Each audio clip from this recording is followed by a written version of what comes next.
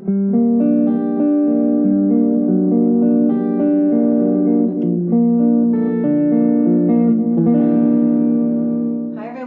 back to another episode of Shred and Soul. I'm Shred, aka Kevin Wood. And I'm Soul, aka Wind Hughes. And as you can see today, we have a guest with us, an amazing man named Alex Kaplan, who was previously a bartender and is now a teacher.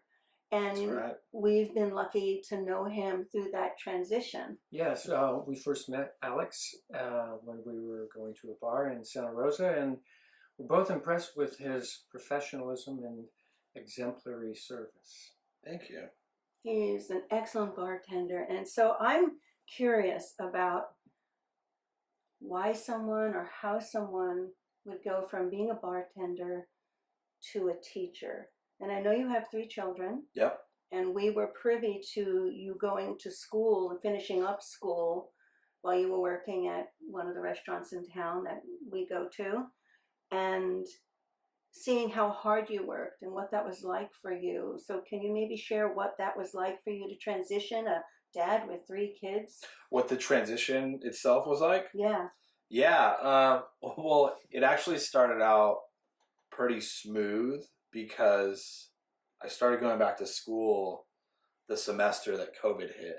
Mm. So I had already left my full-time bar manager position and picked up like a part-time serving position and was ready to do part-time work, part-time school, and kind of fill in a larger school load as I could handle it.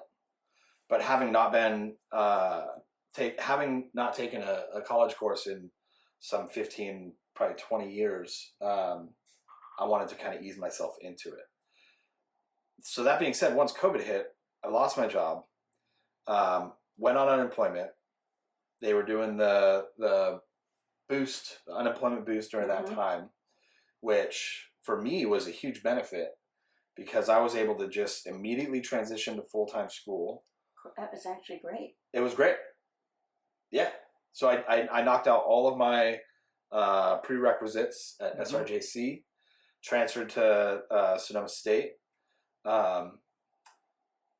Unemployment had run out in my first semester at SSU. And I said, all right, I'm going to try and see if we can make it work without any unemployment, without any like part-time income for myself. So we like struggled through that 5 months, 4 months, however long it was, and quickly realized that I needed to get a part-time job. At which point that was when I kind of started balancing, 2 to 3 shifts a week, and also going to school full time. And it seemed like each year kind of progressed as far as like how intense and how busy the year felt. So that last year in the credential program, I was student teaching pretty much Monday through Friday. I had to be there Monday, Wednesday, and Friday the first semester of student teaching. And then I had to be there at some point every single day for the second trimester. And then we also had a course load as well in the evenings. So it was like we'd get done with school, we'd go right to Sonoma State, and then Friday, Saturday, and Sunday I worked nights at the bar. And we would see you there. You guys would see me there. With a smile on, That's right. being Alex, Yeah. Exhausted and listening Fake it till you make it. Yeah, and you were good at it. But it was exciting to watch your enthusiasm. Yeah. And hear some of your stories about school and what it was like, and watching you, new to the profession, come in fresh. Yeah. With all of your excitement about how to approach certain subjects and topics, and that was fun to see. And then I remember after the first year, like, how's it going? You were like, that was hard. Like, that was a big learning curve, and you were tired. Yeah, it was very hard. It was almost harder than doing the credential year. Yeah. Because I found myself needing to lesson plan pretty much every night for that first year. Yeah. So, and plus it was like my first time really dealing with, behavior, classroom management stuff on my own. Yeah. Whereas like during student teaching, the mentor teacher is still there, and it's like I've already established, the relationship with the kids, and it's like if anyone got too out of line, he was there to kind of help out and step in. So being a bartender, did that come into play here where you're dealing with unruly kids as, a Yes and possibility? no. So it's like, when you're working in bars and restaurants, the clients actually want to be there. They choose to go there. That's right? a big difference. And when you're a teacher, the clients aren't necessarily choosing to be there, nor do they necessarily want to be there. Mm. Now, that's not the case across the board. Some kids love going to school. They love showing up. They love finding out what we're doing that day, right? Or they already know because they, really pay attention to like the layout of the week that I kind of tell kids what we're doing. But it's just different. And like for me, I did my student teaching in high school, and I took a position as a middle school teacher. And I think I kind of naively thought to myself, well, middle school is probably not going to be that different than high school. They're just a little bit younger. And like, I was way off. And you're teaching middle school now. Yeah, I What teach grade? 7th and 8th grade. Wow. Yeah, English and history. What made you make the choice? Like, why did you stop bartending and go into teaching? So I think there's like layers to that answer, because there was so many components of my life that attributed to me like finally making that decision, right? I think initially, I should tell you guys that I first thought about becoming a teacher probably almost, not quite 20 years before, probably like 18 years before I had started teaching when I took my first coaching job. And I coached high school football, and then I coached high school tennis for a little while. And I remember, receiving that benefit that I would receive from the kids, and also seeing the benefit that I would impart on them. And it was this very, it was a relationship of reciprocity. Yeah. And I really enjoyed that, right? I really enjoyed seeing young kids develop, grow, learn, and like get better at something. So that was kind of the first time I thought, okay, like maybe I could do this. Yeah. And then, I was getting older. My kids were getting older. I think my oldest was 5 at the time, and my middle child was 2. Third one wasn't even born yet.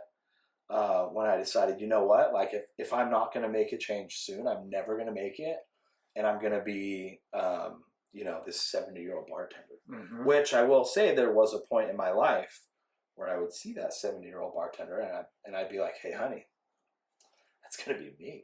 And my wife would just kind of be like, oh shit, I hope not. I guess it depends on where you're working, though. And those real tight jobs for 70-year-old bartenders, where it's like, high end, those are really far and few between. Although I don't doubt that you could land one of those, but I also can really appreciate that, there are people that want to help. They want to affect young people's lives.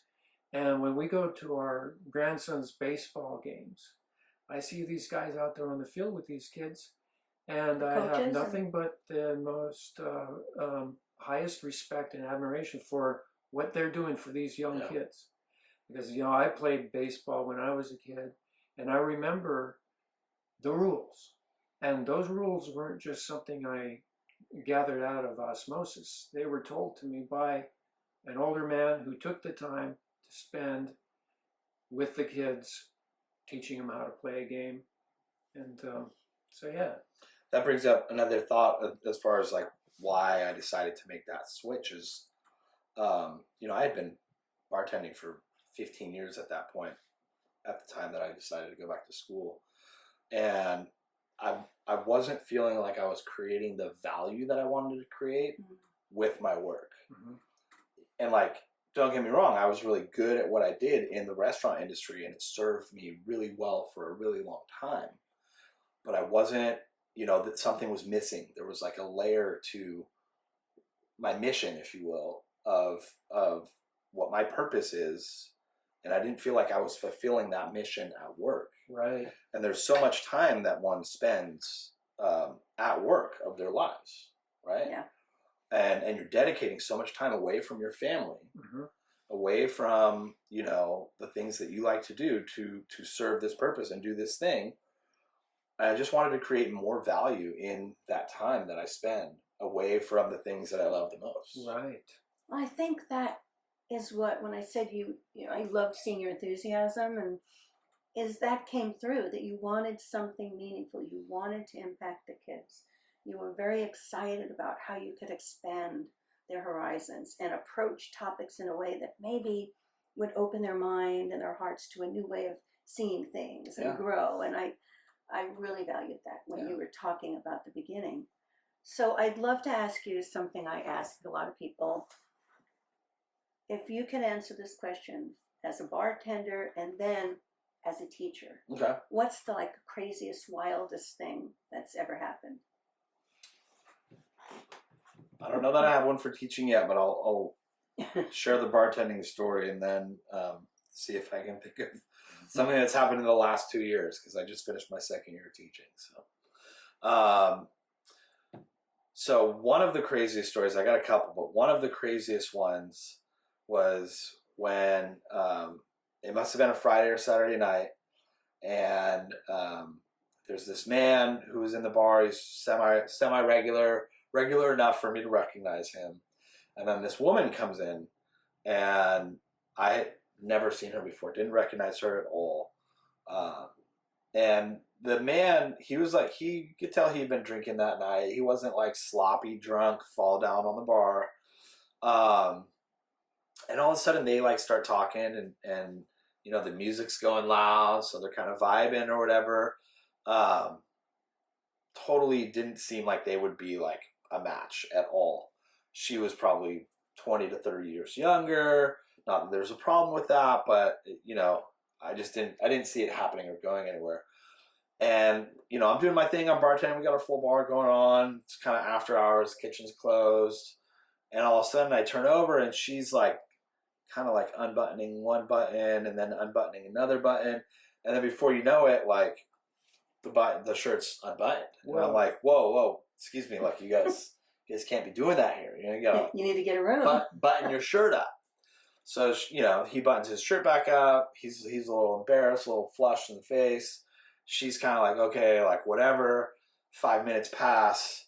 I turn around, and she is like on top of him in his bar seat, straddling him, fully like making out. The shirt's unbuttoned again. And I'm just like, whoa, like you guys need to stop that. You can't be doing that here at the bar. Like, go somewhere else and do that. And she kind of just like giggly picks up and leaves and like takes off, and the man's just kind of left there, like her hand like escapes his hand, and he's like, oh, right. And he looked at me, and he's like, I'm so sorry about that. Like, that has never happened to me in my life. Yeah. Well, that was his lucky day, right? Yeah, there, right? Totally. It kind of reminded me of the time I was in Lake Tahoe for New Year's. And I don't know if you guys have ever been to Lake Tahoe for New Year's, but back in the day, you know, this is like my early 20s. Back in the day, it got pretty lit in South Lake. And we're all walking around the strip by the casinos and everything. And it's like, you know, countdown hits. And like, I was there with a bunch of buddies. Like, I didn't have a girlfriend at the time. And it was like 10, 9, 8. And like me and this beautiful girl about my age, like, link eyes. And we just like float to each other and have this amazing midnight New Year's kiss. Like, complete stranger. Didn't know her. And I remember she was like, okay, bye. And I was just like, wait. So you could So wait. That thought came right to my mind when he's like, oh, he had that look in his face, like, no, don't leave. Well, the common denominator in these stories is you. Yeah. You create those. Kevin's going to be calling you up saying, do you want to come have a drink with me in the bar? I've gotten lucky enough with marrying Wade, you know. Totally. That's right. So, Do you, especially 7th, 8th graders? Oh my God. Like, do you have an equivalent story? Okay, Like maybe, that? maybe. You don't have to mention one. any names. All right, so yeah, we'll mention any names. Last year, the slang, the middle school slang was like Skibbity Rizzler, Ohio, or like Skibbity Toilet, or like Alpha, you know, like just random words that like they really didn't have any meaning to them. They were just like kind of like it's like 6, 7. Oh my God, so 6, 7, right? 6, 7 was the thing this year.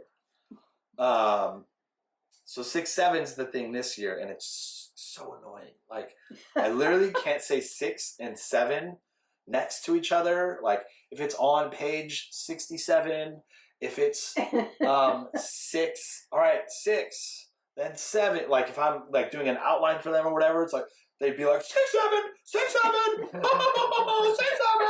7, and it was just. It's like another like nonsensical phrase that they use. Yeah. It doesn't mean like they Anything. don't know what it means. They don't have. Well, it's from a song, isn't it? It is, and honestly, the song has like some like pretty dark demonic roots.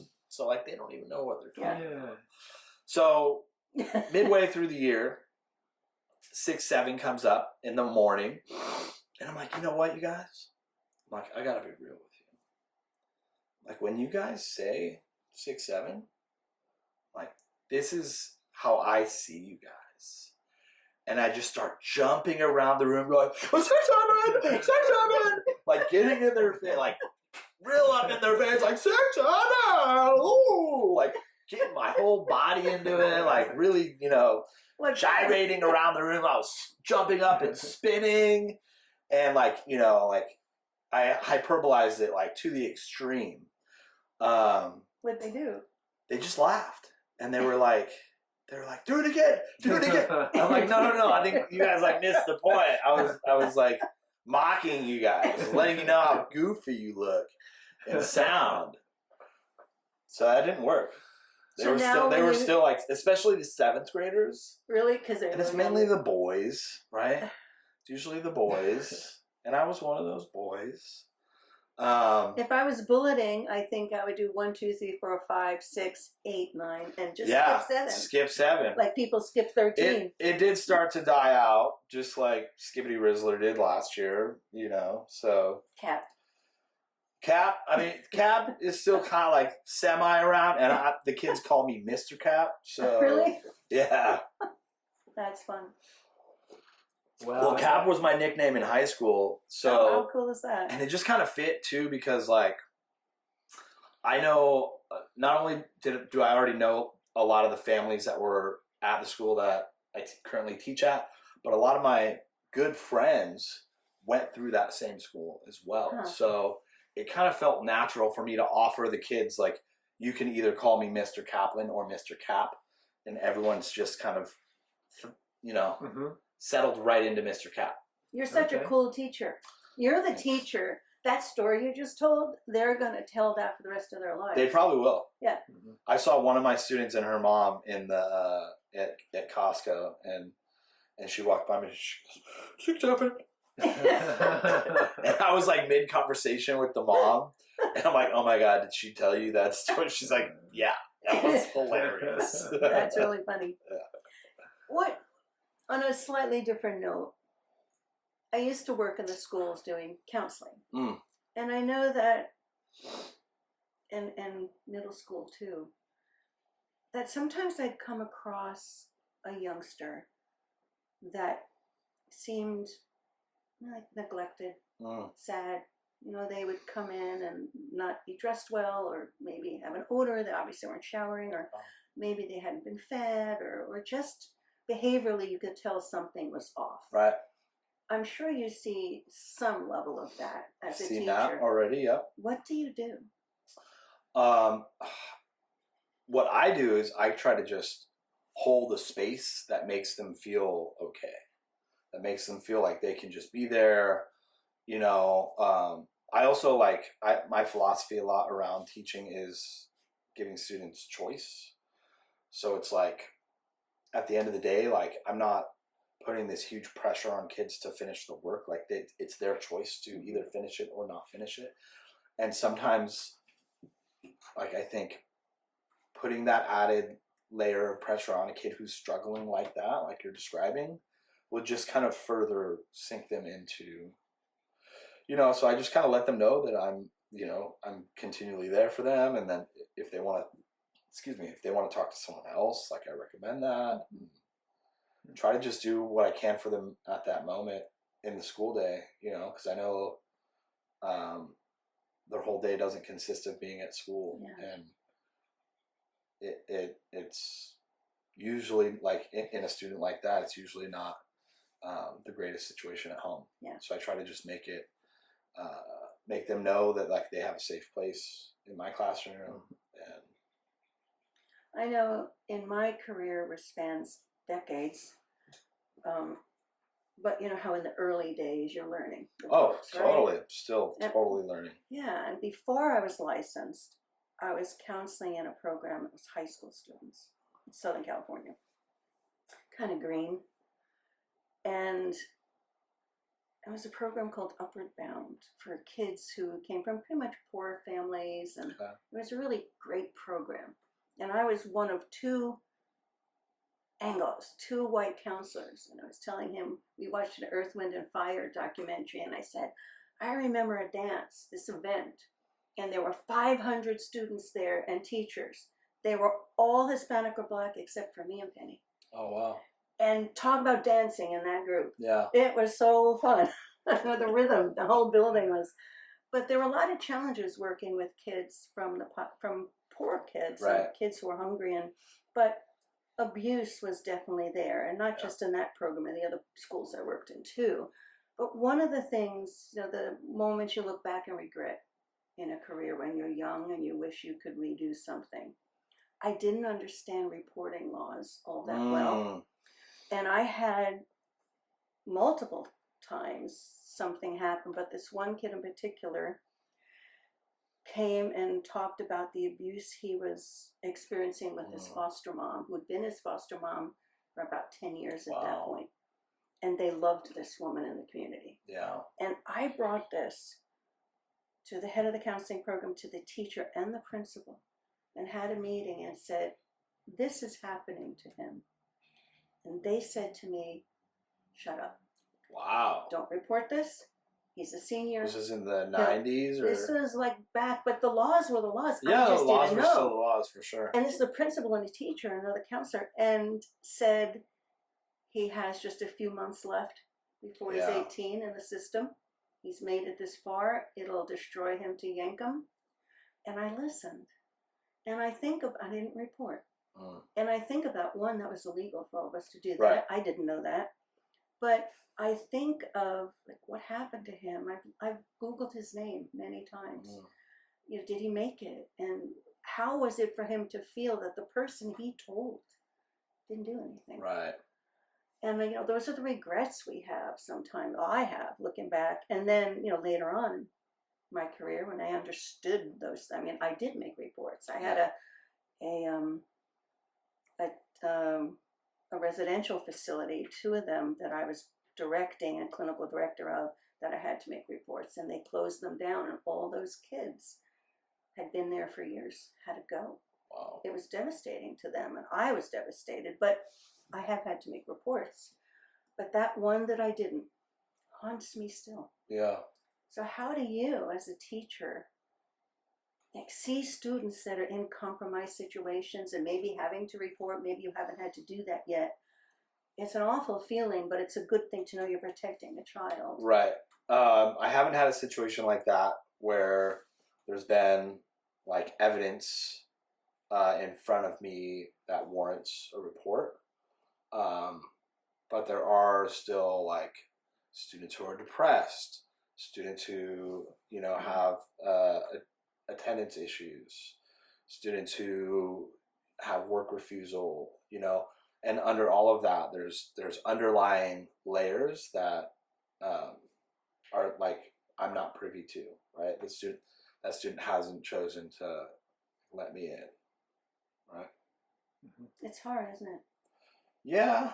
You only have so much input in that time of day. Right. It sounds like you do the best with it. I do. I just try to do the best I can. I can't force them to tell me something they don't want to Yeah. tell me, nor would I want them to feel like they have to tell me something, right? So I'm sure the day will come when that's presented in front of me and I have to make, you know, the tough decision to report an issue, but thankfully not yet, and only my second year. Well, probably just getting through the 2 years is those years of bartending probably gave you a good ability to read people. Yeah. You know, like you'll have your regular comes in and you can say, oh man, the guy's down, or he's been down for a while. Yeah. You know, of course, you know, providing a service, mixing drinks, or you know, providing a restaurant service is different, where you're not necessarily going to give them a safe space, but at least a comfortable environment where they can just hang. Totally. It's like bartenders are therapists. And it's like you see that customer come in the door and you immediately know like they're, you know, their normal happy self or like they're off today, right? Same thing with the students, and something I use from my mentor teacher who taught me this was like greet them at the door, because that's your first read on how they're doing that day, right? So it's like that, just that, you know, small action is very informative into how each student is. It gives you like a quick check-in. So you greet your kids at the door when they come in the morning. Yeah. That's great. That's awesome. Which job's the hardest? Teaching, for sure. Yeah. Way harder. And I mean, part of it is because I was so good. I don't want to like brag or anything, but like I was good at bartending and service industry, right? Like I had done it for so long that it's just routine. Even when I fill in shifts, I'm like, oh, this is going to be great. It's going to be kind of mindless, right? Because I don't have to think too hard to do it. Whereas teaching is new for me, so I'm still learning. I'll still be learning. But like that's also like another reason why I wanted to become a teacher, was because I knew that it would be a profession that pushed me to continually grow and to continually improve, right? On like what I did last year, what I did yesterday, what I did the hour before. How can I show it better? How can I continually fine tune? And I think that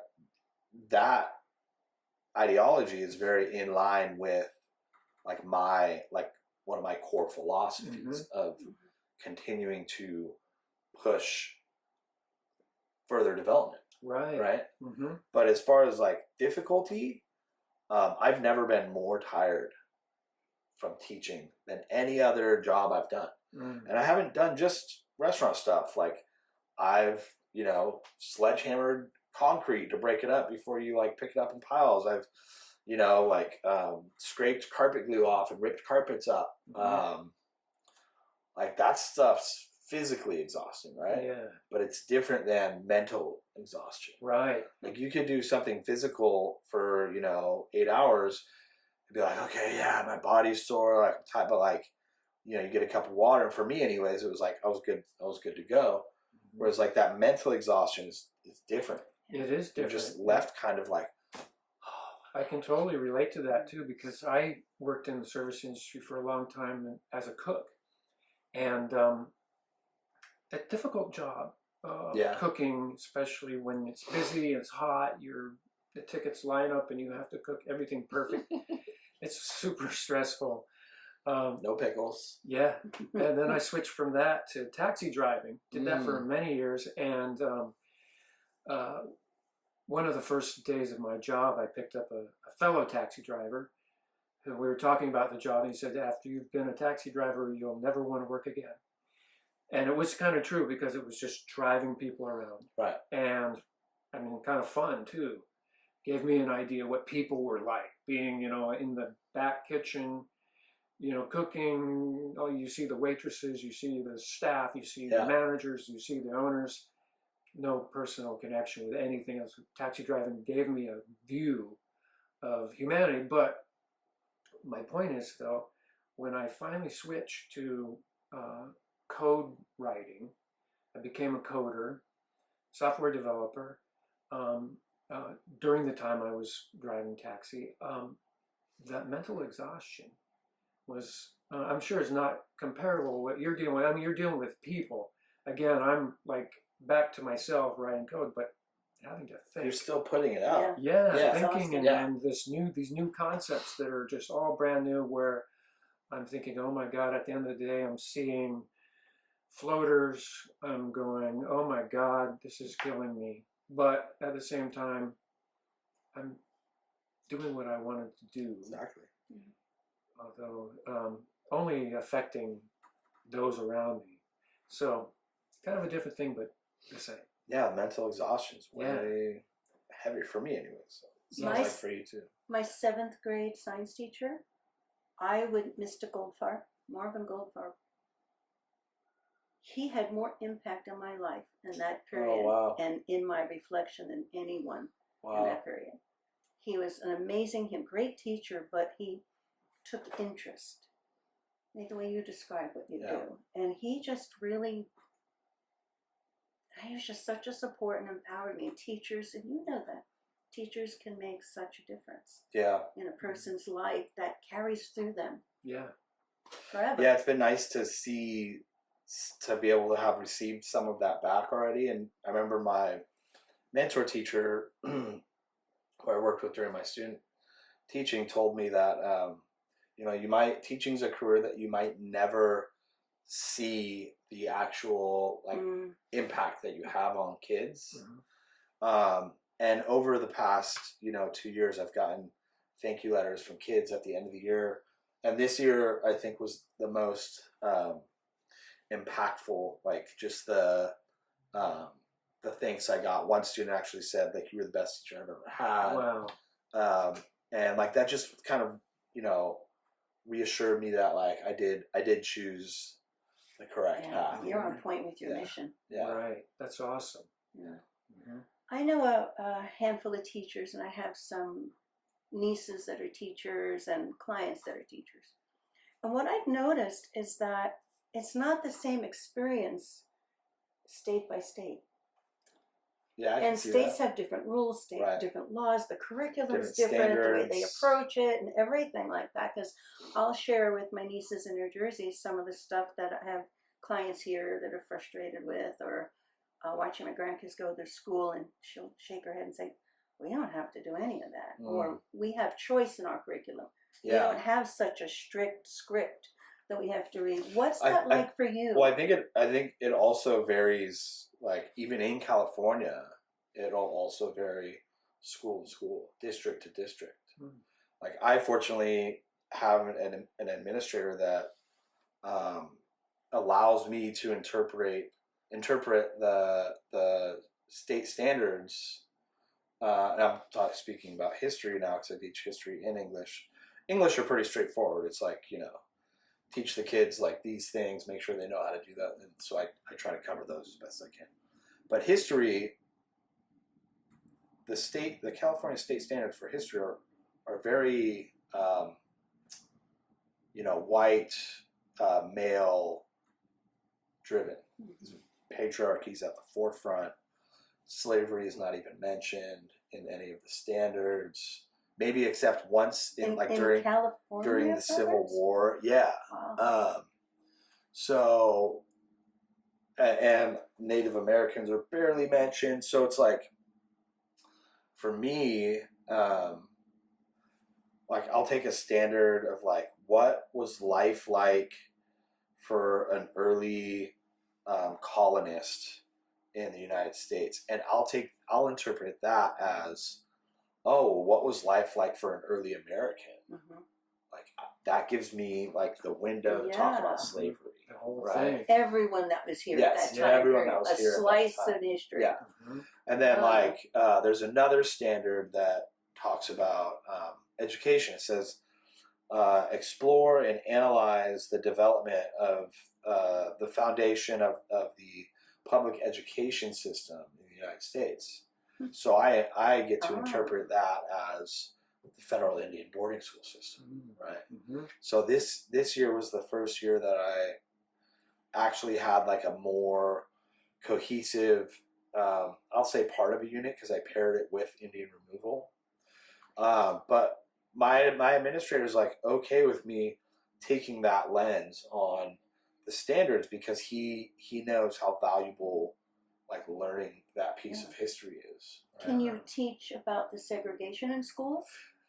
We can if we were to ever get there, but I mean, you know, we basically so 8th grade history standards, they want you, it's US, and they want you to get up to World War I, but even that is pretty unrealistic. My mentor teacher, who I have spent the last 2 years with, she told me if you get through Reconstruction, that's like a success. Wow. So I got through Reconstruction. Last year, in my first year, I barely got to kind of just like touched on it like really quickly and was like, boom, boom, boom, this is really important, you guys. Okay, bye. But this year we got to dive into it a little deeper. We did several more activities, had more class discussions. Stuff. Cool. And Reconstruction, for the folks who don't know what that is. Oh, yeah. That's the very small, short period after the Civil War, when the Union had won and the South was devastated, and there was the attempt to reconstruct the South while also giving formerly enslaved Black people an equal, footing on life.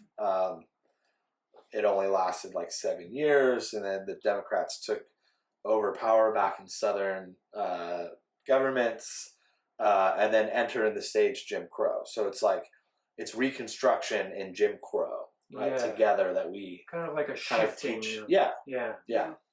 And I think what they found, I don't want to speak for my students, but what it seemed like they found most kind of interesting and shocking, right, is when you add up all the numbers, right? You add up the time that an enslaved African first came to what is now the United States, all up until 1865, the end of the Civil War, and then you look at that small 12-year window of Reconstruction, and then you look at 100 years of Jim Crow, right? Segregation, Black codes that basically prohibit and hinder a United States citizen's civil rights, right? That's exactly what the aim was. And then you look at from the Civil Rights Act of the 1960s until now, there's only this like 70-year window that we haven't been actively working, not we, but like that, there hasn't been this active work in taking rights away from people. Well, and as a woman, I'd say stretch that a little more. Sure, because I'm old 1920. enough to know, and beyond. I'm old enough to have lived in a time when I couldn't get certain medical care without my husband's signature. I couldn't get a loan without my husband's signature. The mortgage companies had the right in real estate to sell me a house or not. Mostly they wouldn't unless a woman had a cosigner that was a male. I was not allowed to wear pants in school. I remember the first day I wore jeans to school, and my teacher stood me up, 7th grade homeroom teacher, stood me up in front of the class and said, "This is what you want to not be." Wow. And so I come from an era where women's rights, which are often not included, we still haven't accessed complete equity like people of color in a lot of ways have not. But in terms of legislation, I think it's important to look at when did women actually access full access to money, education, equal pay, and things like that, right? And that doesn't. And it's like still a battle today, right? Yeah, there's a lot of people. And I will say like that. What the question you asked earlier, like you were asking about segregation and stuff. So segregation and women's rights. If the high school history teacher is good, which my mentor was, that gets covered in 10th grade history. Good. So just the way that they break it up, you have U.S. history from Revolution, get through Reconstruction, it's a win, and then 10th grade you pick up U.S. history again, or is it 11th grade? It's actually 11th grade. So you don't have U.S. history for a full 2 years. So a lot of that knowledge that they learn kind of gets forgotten a little bit. Wow. So to switch it a little bit. AI. What do you see? And I know some teachers who are saying, computers have been a part of education now for years. Mhm. The kids aren't using textbooks, they're on a computer. And people are concerned about AI because now robots and AI systems are Sure. teaching subjects. What's your sensing? You're out there in the middle of this world. Where do you see that? I haven't looked into too much about AI taking over teacher jobs. But I will say, like, I do use AI as a tool. Mm-hmm. I'll ask it to create a rubric, like an essay rubric with like these points, and then I'll kind of see like what did they produce, Mm-hmm. and like, do I want to change any of it? What else do I use it for?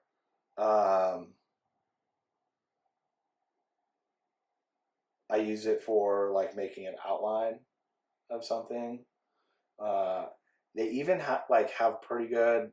They can give you like good ideas for teaching certain topics, and then from there it's like, okay, I either need to like find a lesson that's already created or like kind of craft one on my own.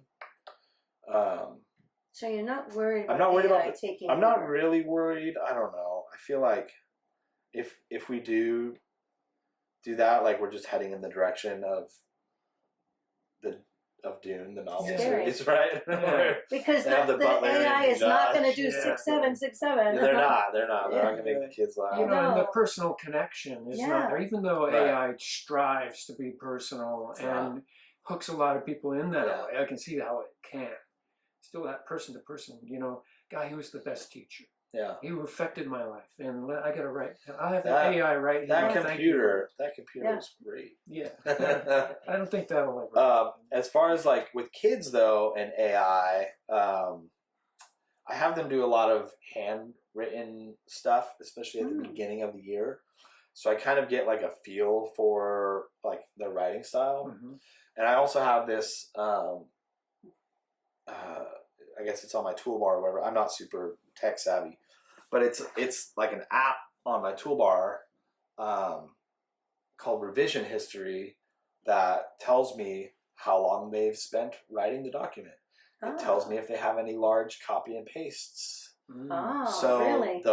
so I can just easily check those things and like, oh, like you wrote this like 3-page essay in 10 minutes. Do they know you can see this? They don't. I don't tell them that. And I've only had to have like a few conversations in the first years about Wow. about writing your own work and Yeah. academic integrity and plagiarism, that sort of thing. Interesting. Yeah. And like I think like 7th graders too, especially the boys, we'll come back to the boys again. Like they're a little bit like aloof. They don't really like, they either didn't make the connection when I was explaining what plagiarism was, or they honestly like didn't realize, oh, I can't just like take this and put it into my essay and pass it off as my own. So there's lessons that are happening. I would imagine that will occur more and more. And it's like, for me, it's like give them the opportunity to correct the mistake, right?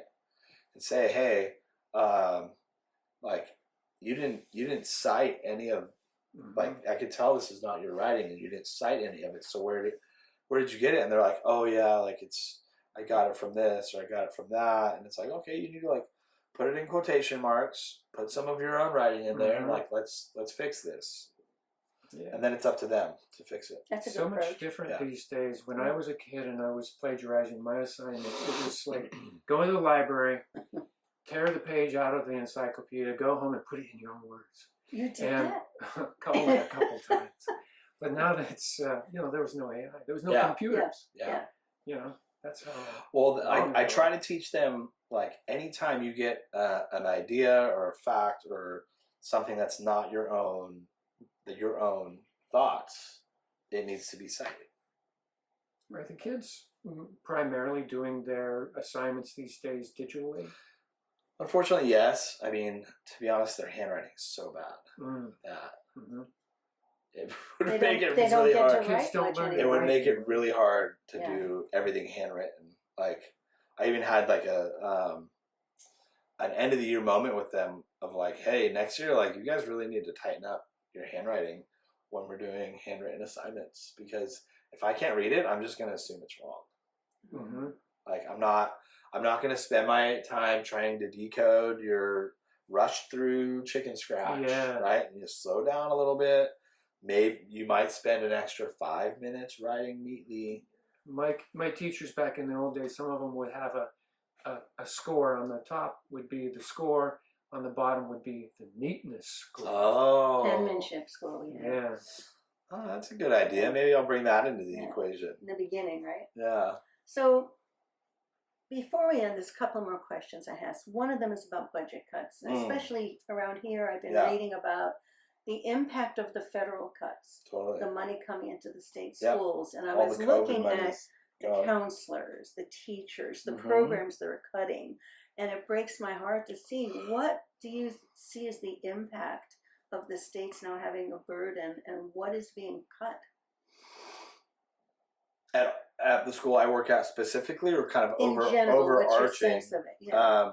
Well, they're going after the counselors, and I mean, not going after, right? It's like firing. It's this incredibly difficult situation to be put in, right? Saying like, we're, you know, over budget by this much, and we need to cut like this much. So it's like classroom aides, counselors are mainly getting cut, music, art programs, right? Which all of these things are extremely beneficial to. Usually the arts get cut first. Right. And it's like, for like, what makes me, I think, most furious about the whole thing in our education system as a whole is like, our government has, it seems like, an endless supply of money to buy and sell weapons and, you know, put money into war efforts. Endless supply. And then you look at our education system and we're one of the lowest in the nation. Yeah. And you're like, why is that? Why is that? I mean, I have my own theories, but. So the arts are getting cut. I know teachers' positions, counselors were getting cut. Some of the most essential. Attendance is down. Homeschooling is kind of rising. Not a dramatic way, but like, there are more homeschool kids than there were 10 years ago. My job is fortunately pretty safe because I'm the only 7th and 8th grade English and history teacher, so they need at least one of those. I teach at a small single track. Great reviews from the kids, I'm sure. Great reviews from the kids, yeah. How do you see the system in the future, based on the concerns, the budget cuts, money, and just where education's going in general? Well, I think it needs to take a shift. Like, 100% needs to take a shift. With the rise of technology, and having devices be so regularly available to kids at a very young age, I think we've also seen this uptick in behavior outbursts and attention, inability to focus, inability to control your behavior. And I see this direct correlation, right? So like, there has to be a shift in society, I think, in how parents are allowing kids to interact with devices, right? There has to be a shift there. That's one. And then, like, our schools just need to be better funded, right? Our schools need to be better funded so we can have the programs that are going to reach kids. We can, pay teachers, a decent salary where they're not having to pick up a job, in the summertime when they're off, or do summer school. It's like, in these first 2 years of me teaching, I've seen how much I need that kind of downtime for the summer. Yeah. Like, because you hold so much during the year, right? And your brain is going in so many spots, and then it's this like mad dash to the finish line. And that's kind of like how our society's modeled after, right? Like, go. And it's so exhausting. It's an exhausting year that, like, come summertime, I'm like, okay. Yeah. Right? And I kind of decompress all of that and recharge my battery so I can go into the next school year feeling ready to go. Right. Yeah, a lot of people have the misconception that teaching is a slack job because they know that you get the summer off, but 8 to 3. It's simply not all the night case. long preparing. You're responsible for the lives of children too, and the most important thing. The most important thing. You look at the Greek philosophers, or you look at someone like Plato. They talk about that one of the most essential things in a culture is educating the children. Yeah. In everything, the arts and philosophy and math, and how that's the foundation of a society. Even back then, that was known, and to think we've come so far from it. And one last question, which I watch our grandkids struggle with. They both, the kids that are here, are exceptionally smart. Yeah. And they score grades above their grade level, both of them, in all subjects. And I had that in school. I skipped a grade. We had special programs back in the old days, and I was with the same kids all the way through to 7th grade, and then again tonight, skipped 8. And it was enriched programs for the kids that were smart. Right. And this school system, I don't know about your school, but the schools they're in, they don't have that. And so they're incredibly bored, incredibly frustrated. Yeah. The teachers will say, no, we can't give them additional work when they're done. They can read or they can play acceptable games. Yeah. And both of them, to watch that energy of intelligence and curiosity start to dim because they're not stimulated, they're not encouraged. If anything, they get in trouble because they're sitting there bored now for 45 minutes while the rest of the kids complete what they have been done now for over an hour. And how does the school system address those kids who also may need more help that aren't getting it? The kids that are kind of more typical in the middle, and then the kids that are at the other end who aren't getting the education and the stimulation they need. How is that handled now in this system? I can't really speak to how it's handled in the system at large, but what I like to do is have a backup activity for students when they finish. I'll offer extra credit. I'll have certain lesson games that they can do to help solidify the lesson or the information within that activity.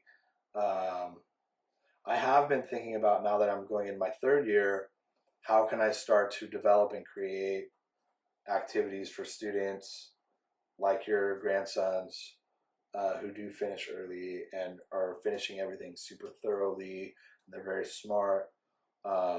Activities for them to kind of push them to the next level, right? Mm-hmm. And I kind of already do that with my writing assignments. Students who are already advanced, above grade level writing, I'll kind of push them into the direction to how to start writing your essay in a more collegiate level,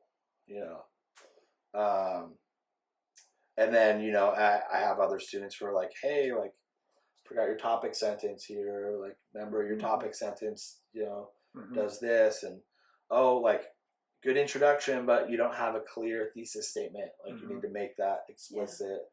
Yeah. And then you got students who could be writing a college level essay. Yeah. So it's definitely tricky navigating that, balancing that, and why don't they have specific programs? I mean, my educational system, they did. When my kids were growing up, they did. So if kids needed more attention, they got it. Kids who, one of my grandkids, they were doing, say, 9 times 22, and he's already doing algebra at home for fun. So I think it depends on the school. I work at a 1-track school, so it's 1 class per grade. Mm-hmm. So it's really not feasible to have unless a student skips a grade entirely. Mm-hmm. Is that doable these days? Skipping? Yeah, it is actually. We just had a student do that. Mm-hmm. How does it do that?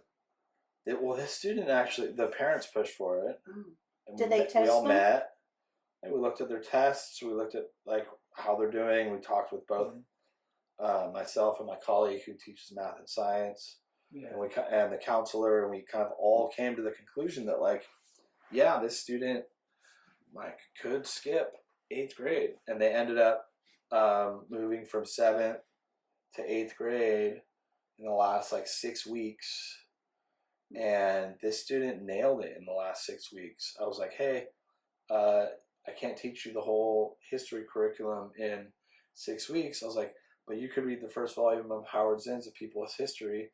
Wow. Give me a chapter summary and do 2 of the activities from each chapter. She does it. And then she also wrote a term paper in 6 weeks, which like, wow, that's all we do in 8th grade English is write the whole semester. The whole trimester. We write a research project where I teach them how to research. I teach them about plagiarism. I teach them about credible sources. I teach them how to take, like, we spend a lot of time on all of the foundational skills that you need to write a very well developed research paper. And it's on a topic that they get to pick too. So there's extra buy-in, right? She comes in and just done, knocks it out. Wow. Yeah. And honestly wrote one of the best essays this year, if not the best. Her prose is just like spot on. So like she, in my classes, in my subjects, she was more than ready to go. Cool. Yeah. Now, you know, when I was a kid, and I can remember back in middle school, there was always the 16-year-old 7th grader, or you know, don't really do that anymore. Yeah, that's not a thing anymore. Yeah, right? they kind of just move kids along. Well, and you know, there's pros and cons, I think, because some kids actually level off later. Yeah. Some don't ever catch up. Right. You know, There's everyone's at their own pace.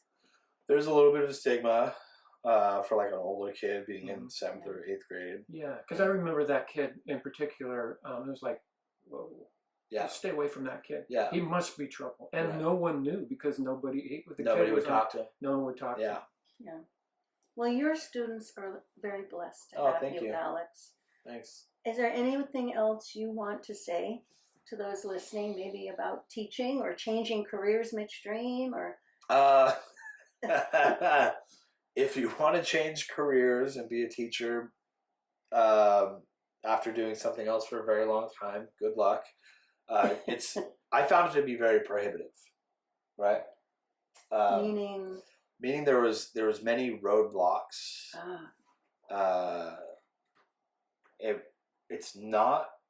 It's not easy for someone that needs to also earn income to switch and do that, right? Yeah.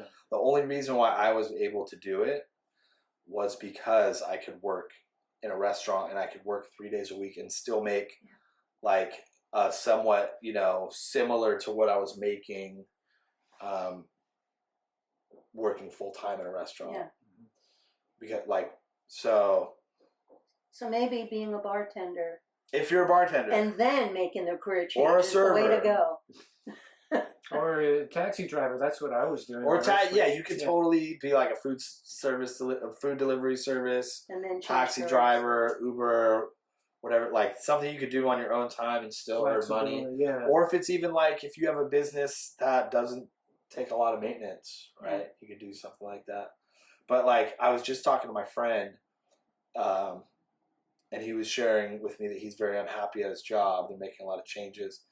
And I said, why don't you become a teacher? He's like, you know, the thought crossed my mind. I was like, you got to figure out how you're going to work and earn money while also doing it. I was like, that's the biggest challenge, right? Right. And so the it's cost not of your like education. and the cost of the education. So like what I wish is there was a more like direct route for internship, like to step into a needed position and have sort of like on the job training and take coursework as you're getting paid. Otherwise, it's extremely hard for someone to step into that and also do the other thing, like which is earn money. Yeah. Well, when you think of, it's hard now for a family person with 2 people working full time to make ends meet, let alone someone trying to further their education, further their professional goals. But you've done it. You survived. And I'm really impressed with what you've done, and really want to encourage you. Teachers are not paid enough. They're not valued enough. I could go for a raise. I mean, we're doing all right. My wife and I, you know, we're able to like stash a little money each month. But like, the only reason is because we we take it out right at the beginning, Mm-hmm. and we take like the perfect amount out, and by the end of the month we're ready. We're done. We're ready for the refill. Yeah. Yeah. Well, thank you. Yeah, Yeah, absolutely. thank you. My pleasure. So, viewers, if you have any questions for Alex, you know you can email us at shredandsoul@gmail.com. You can comment on the episode. Remember to subscribe and support us so we can have more amazing guests. Hit the like like Alex, button hit and the like subscribe. Like and subscribe. Like and subscribe. And we'll see you next time. Bye. Bye.